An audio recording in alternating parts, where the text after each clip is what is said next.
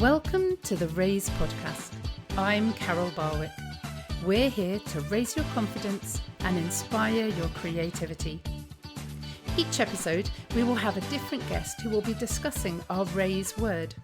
The Raise word is a word that will encourage you or empower you and at times inspire you to explore the word a little more for yourself. Well, hello everybody and welcome to the Raise podcast. I'm Carol Barwick. We love exploring words here at the Raise podcast. We've looked at the word loneliness, we've looked at the word resilience, and today we're going to look at the word play, and we've got a very special guest. Those of you that are a friend of the podcast and have been listening will know that in season 1 there was a final thought every single episode, and it was with Seb Barwick. And Seb is our guest for today. So, welcome Seb. How are you? Good, thanks. Lovely. Seb is my son. He's 9 years old. And we're going to talk about the word play. So before we get into everything that play means, Seb, what does the word play mean to you? So if you say like you want to play a board game, that's an example of playing. Yeah. Board games can be like quite challenging or quite easy some of the time. Excellent. So do you think that play is always fun then, or do you think sometimes it can be challenging? It can be quite challenging sometimes because say you've got this really cool new board game. Yeah. And you play it all, and then it could be really easy, but then it could also be really difficult. So, Okay. So, do you choose to play games that you find easy all the time, or do you think sometimes it's good to have a game that's challenging? I like a little bit of a challenge sometimes because we usually play Scrabble together.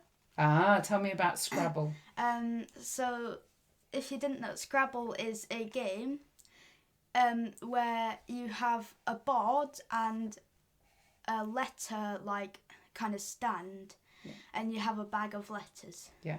What you do on your first turn is you take out 7 letters to put on, and then you have to spell as many words as you can. The catch is with Scrabble is you have to connect all the words so that it makes an existing word. And if you don't know if it is, you can always check in the Scrabble dictionary. Oh, we like checking in the Scrabble dictionary, don't we? And you really enjoy that, don't you? Yeah, I do, yeah. So do you think that is playing when you play Scrabble? I'd say it is playing, but it's more of playing. It's kind of like a mix of education and playing at the same time. Interesting. Okay, so do you think when you play, you can be educated at the same time? Yeah, because if you have some words, some letters, you might be able to like put them in and see if you can learn a new word. Excellent. Can you think of another way of playing that is also educational? There's no right or wrong answer. I'm interested. Yeah, like, I don't know, like, sometimes there are, like, word games and stuff, like, you could get, like, a paper word search or something. That's still playing, but it's also educational. Ah, okay. So if you had a word search, do you think, is that your brain playing, or do you think you're playing something that already exists? I think it's kind of a mix. Okay. Like, yeah. That, to be honest, Seb, I actually thought, I don't know if you're going to be able to answer that, so I'm pretty impressed. Okay, so you originally didn't want to talk about the word play. What word did you want to talk about? Game. So tell me the difference between playing and gaming. Gaming is, it can be, say, Scrabble or something, but it's usually gaming. Yeah. Is usually like video games and stuff. Okay. So is there a difference between a game and gaming. Yes. Okay, a tell me that. game is usually, it doesn't have a screen involved.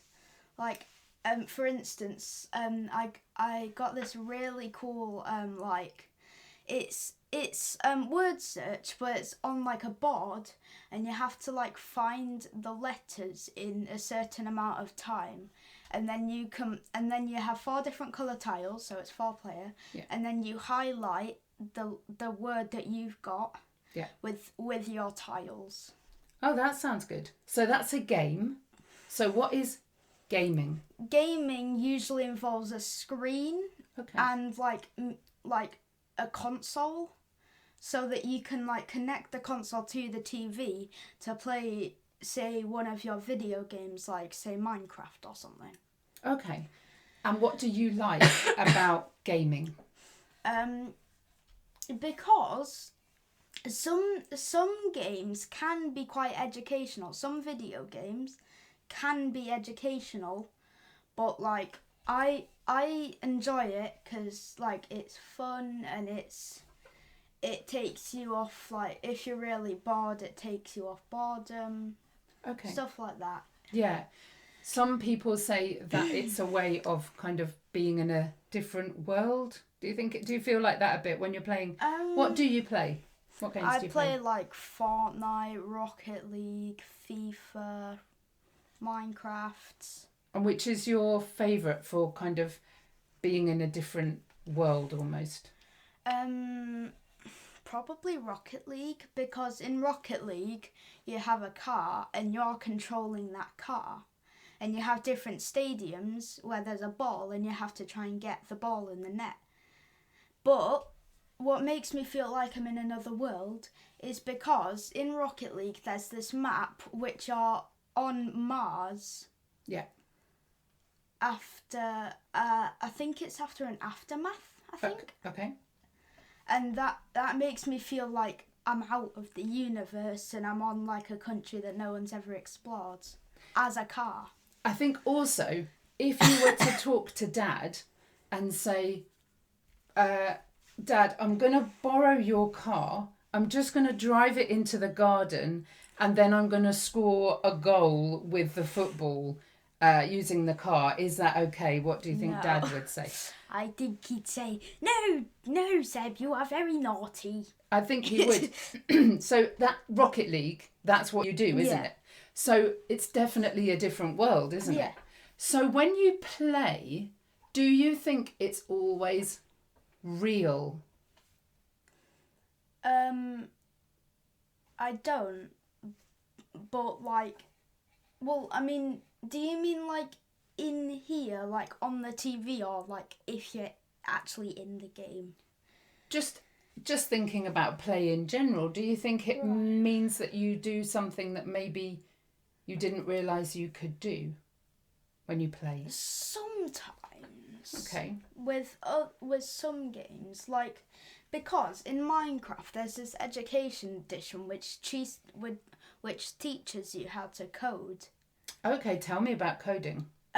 So coding, I used to go to this really, really cool club called Iswas Robotics. Shout out to Emma Park, who does Iswas Robotics. Yes, very good. Thanks, Emma. Yeah. Yeah, and they have like a box of Lego and electrical parts, and there's this app on the iPads that you have to like instruct you on like how to build the machine that you want. And then after you've done that, you go on to when you finish, it'll automatically send you to a coding app, which then you have blocks to like swipe up, and then what you can do is you can turn the battery hub on, connect it to your iPad. Connect which hub, because there's a number on the hub. So say you have hub 9. Yeah. And you have an iPad, you press the on button and then go into the connections area and press on hub 9. Then you can code, like say you want to go straight forward, you can put a straight and then a play button. You press the play button, it'll move forward. A play button? Aha. Aha. So, what happens in all kinds of situations if you press a play button?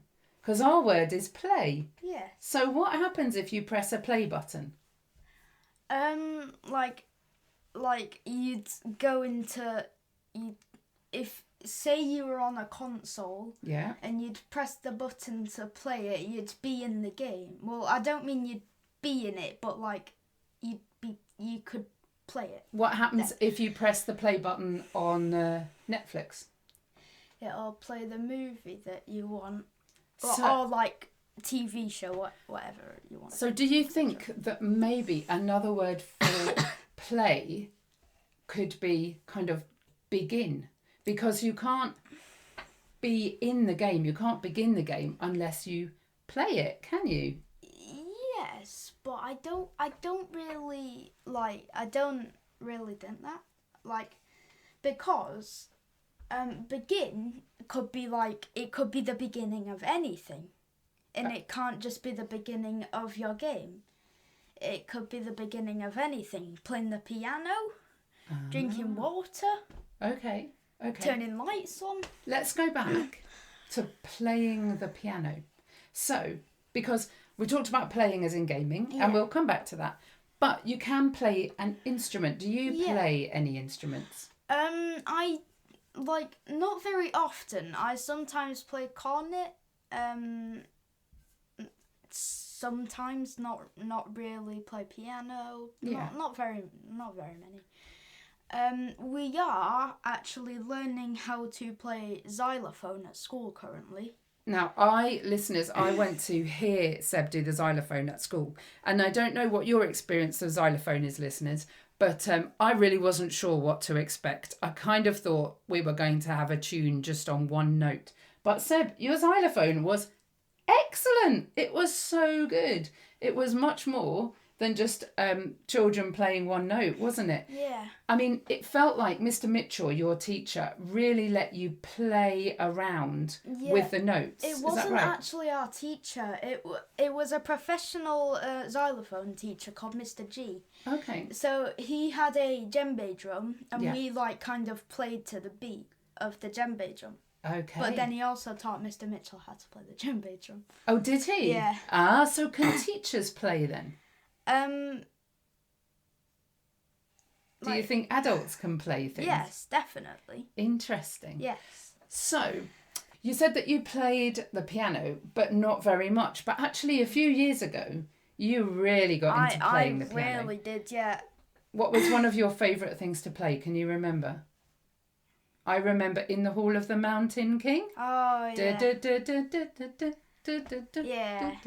Not the easiest thing to play, Seb. I know, but like it was only the bass notes. Most of it is two-handed, and I can't do two-handed. Seb, one-handed is not the easiest thing to play either.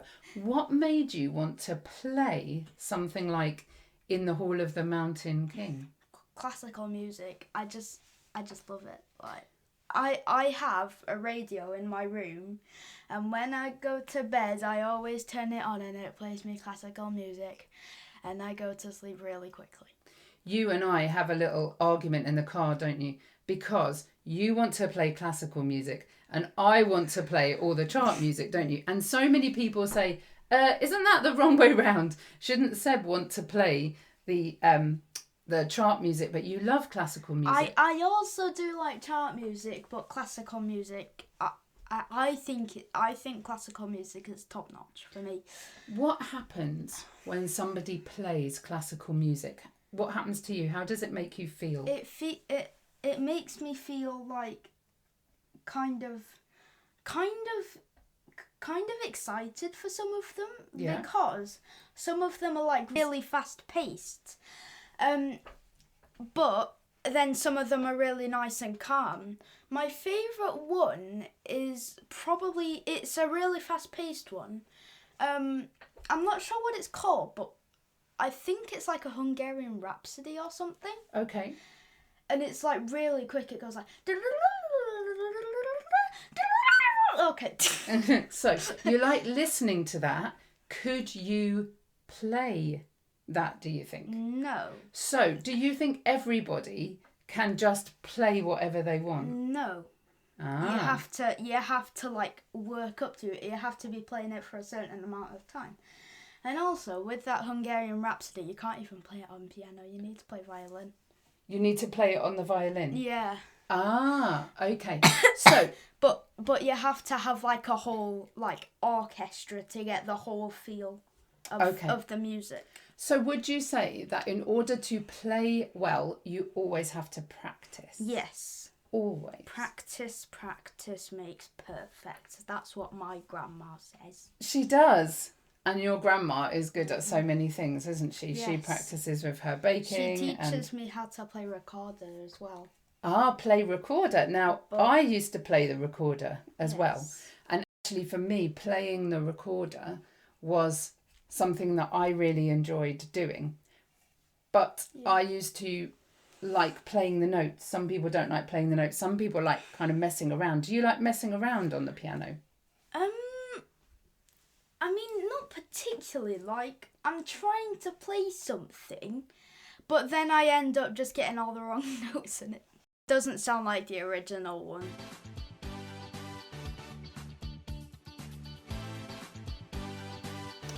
Oh, I do hope that having Seb on the podcast will mean that we get some younger people listening to the podcast too.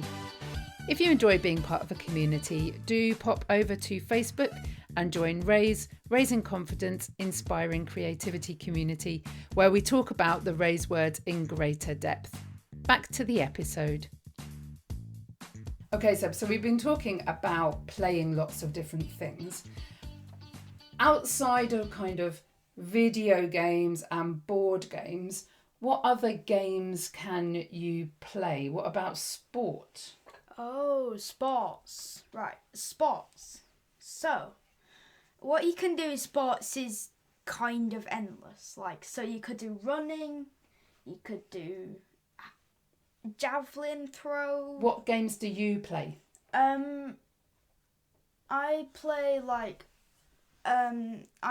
ball hockey and ice hockey. Okay. Tell me a bit about ice hockey. What are there rules for playing ice hockey? Yes, there are a lot of rules. Yeah.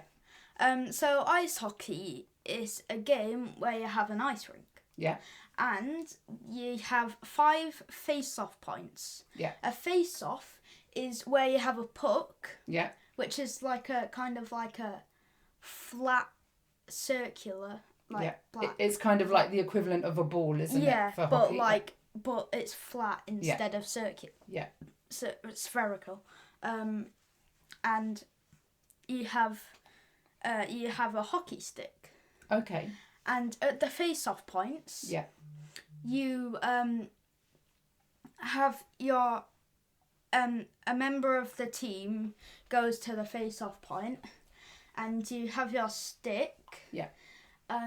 You hold it with. If you're left-handed, you hold it with the left hand. Yeah. And then the right hand a little bit down from your left hand. Yeah. And you kind of have to like, if you need to get this puck, you kind of like swipe in a face-off. You kind of like swipe it to you, and then you have to try and get it through your legs to try and pass it to someone. Excellent. For those of you who know that I'm always trying to do actions while I'm doing the podcast, and obviously no one can see the actions, so Seb is doing a lot of actions to show me how to swipe the thing. You talked about being in a team, so yes, in order to play, do you always have to be in a team, do you think? In order to play in life generally, is being in a team better when you're playing? it can be. It's not essential. Okay. But you can. Okay. Can you play on your own, do you think? Yes, definitely. What kind of things can you play on your own? You could do like some warm-ups in tennis. So like you could get your tennis racket, throw it up in the air and like try and bounce it off your racket and see how many times you can do that. Mm-hmm. And with the hockey, because you can play ball hockey with a ball. You can you could try and shoot it in the net, do some moves. Okay. Trick shots. And gaming, do you have to be in a team for gaming? No, you don't. Okay. And playing the You piano, can be. do you have to be in a team for playing the piano? No, but in some cases, yes, because if you want to get the full feel of a music, so say you just listen to something on classical music, you'd have to get a full orchestra to get the full feel of the music, as I said with the Hungarian Rhapsody. Excellent. So, is it more fun playing with someone else? It can be. Okay. Do you prefer playing with someone else or playing things on your own? I'm kind of sometimes it's better playing with someone and sometimes I just like it playing on my own. Can you tell me when it's nice to play on your own and why? Maybe if you've just fell out with someone, you could just do something on your own. If you wanted to, you could just do something on your own. And how does it feel playing on your own? Is it easier to kind of get into that world that we talked about if you're playing on your own? Not really, to be honest. It's kind of equal. Okay. And what's good about playing with somebody else, do you think?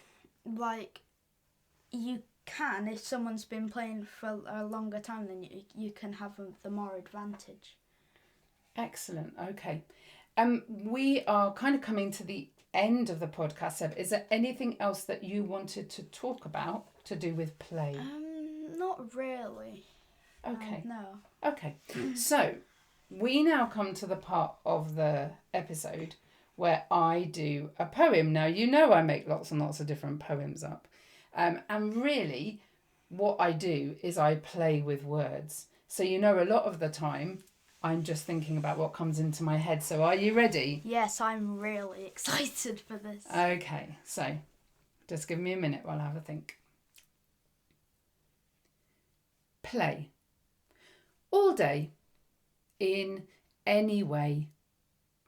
Game. It's not a shame if you do it on your own. You can escape into a world that you create. Play. On the piano, in your mind, on a board game, any kind of playing helps educate. Ruminate. Think about those things that you want to do and play. Oh, thank you. I've never had an applause on the podcast after my poem.